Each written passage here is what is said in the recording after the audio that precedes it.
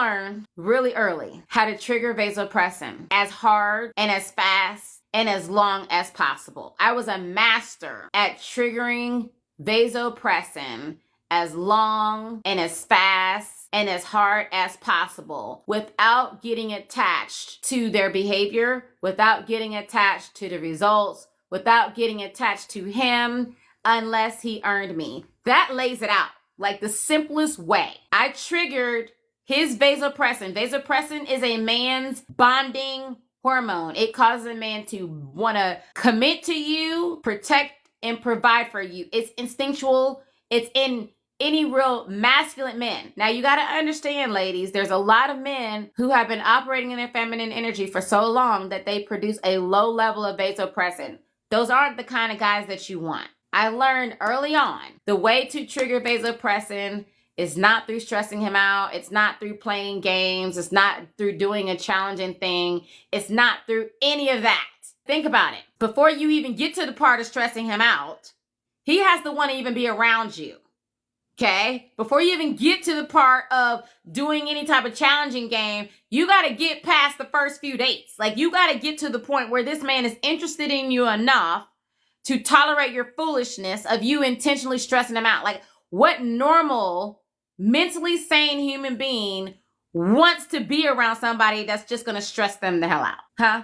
How much time do you have to spend with somebody? Let's just go in the common sense corner for a second, okay? Because we really have to evaluate the raggedy advice that we're taking seriously online that's leaving all of you still single, okay? That's leaving you all frustrated. That's leaving you attracting Build-A-Bears over and over and over again because you're getting bad advice that doesn't work, okay? Stressing a man out, challenging him, doing games, all of that, that's not how you trigger vasopressin. Now, I'm going to say this again. This is how I was able to get 7 proposals. This is how I was able to get men to want to buy me things. I got a house, okay? And really, technically, I've had 3 men buy me houses.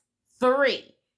Including my husband, okay? Including my husband. But there's been 3 men. One of the men, we weren't even married. I simply just told him that I wanted to be a real estate investor. I wanted to own a property, and he had the money. And here's the thing that you need to understand, ladies, and this goes back to discernment and understanding how to choose your selection, how to choose the man that you're going to trigger his vasopressin, because you can't just go around trying to trigger vasopressin to just any man.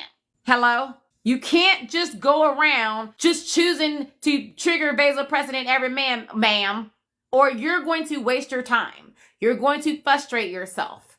You're going to irritate your nerves. You're going to think it's because you're not pretty enough. You're going to think there's something wrong with you. You're going to think you're going to feel rejected, and it's going to affect your confidence with the man who would be interested in you. Absolutely not. You only trigger vasopressin in masculine men. And masculine men have a way of thinking and moving. And masculine men, they pride themselves on being able to provide. They pride themselves on doing what is instinctual in them.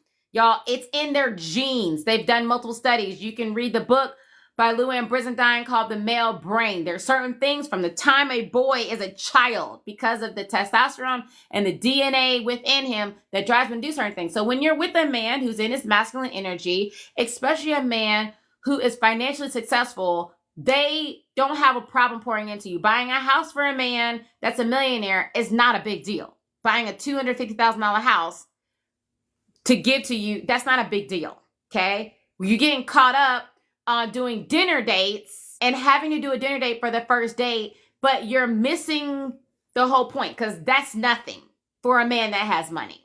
For brokies, for broke back Build-A-Bears, that's a big deal, okay? They gonna call you a gold digger. They gonna say you only want them for their money. They gonna talk like a broke guy, okay? But men who have money, they don't talk like that. They don't mind a woman who finds them more attractive because they are financially successful, because he finds himself more attractive because he is financially successful.